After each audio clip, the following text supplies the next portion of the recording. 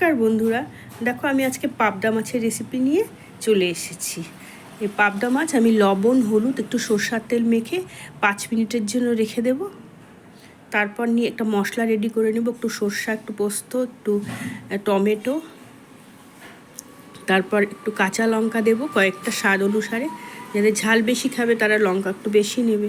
তারপর নিয়েছি আদা একটু স্লাইস করে, তারপর শুকনো লঙ্কা দুটো দিয়েছি একটু কালারের জন্য। এবার জল দিয়ে এটাকে আমি পেস্ট করে নেবো মিক্সিং জারে।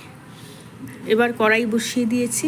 কড়াইটা ভালো করে গরম হলে তারপর একটু সরষের তেল বা সাদা তেল যা হয় দিয়ে দেবে। তারপর একটু লবণ দিয়ে দেবে। এই মাছ প্রচুর ছেটে তো, তখন এই একটা মাছ প্রথমে দিয়ে ঢাকা দিয়ে দিতে হবে, তাহলে গায়ে তেল ছিটবে না। এবার এইভাবেই মাছটাকে সুন্দর করে উল্টে দিয়ে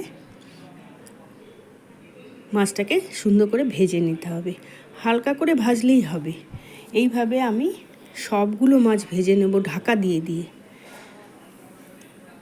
এই পাবদা মাছের এই পাতলা ঝোল গরম ভাতের সঙ্গে দুপুরের ভাতে খেতে তো খুবই মজা। এবার দেখো মাছগুলো ভাজা হয়ে গেছে। এই মাছটা ভাজার সময় একটু সাবধানে ভাজতে হবে। এইভাবে সব মাছ আমি এক এক করে ভেজে নেব, ভেজে উঠিয়ে নেব, লাইট করে ভেজে উঠিয়ে নেব। এবার যে আমি মশলাটা রেডি করে রেখেছিলাম, এবার আমি মশলাটার মধ্যেই একটু লবণ, হলুদ, তারপর সব দিয়ে একটু মশলাটাকে সুন্দর করে মেখে নেব। এবার মাছটা যে ভেজে রেখেছিলাম ওটার মধ্যেই আমি নিচে, গ্যাসে নয়, এবার থালের মধ্যেই হাতে মেখে নেব। এবার ওই মশলাটা দিয়ে দিলাম, একটু ধনে পাতা, একটু শুকনো লঙ্কা, তারপরে দই ফেটিয়ে রেখেছিলাম, এবার দইটা দিয়ে দেব।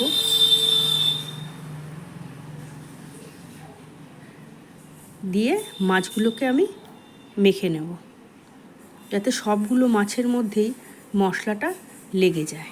হালকা হাতে এটাকে মাখতে হবে, কেননা পাবদা মাছ খুব নরম তো, বেশি এসে করলে ভেঙে যাবে।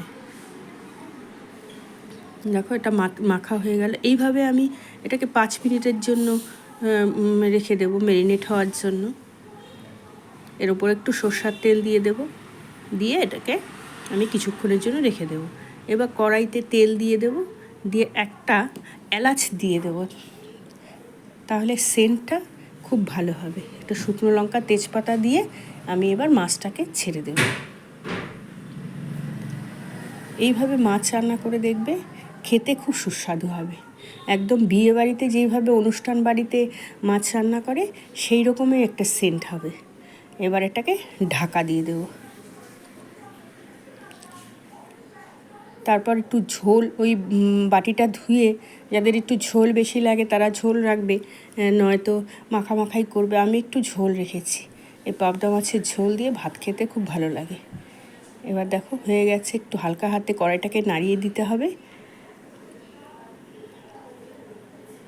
হয়ে গেল পাবদা মাছের ঝোল। এবার আমি এটাকে সার্ভ করে নেব।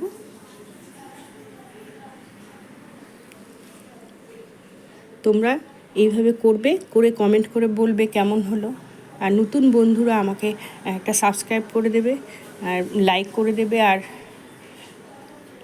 শেয়ার করে দেবে।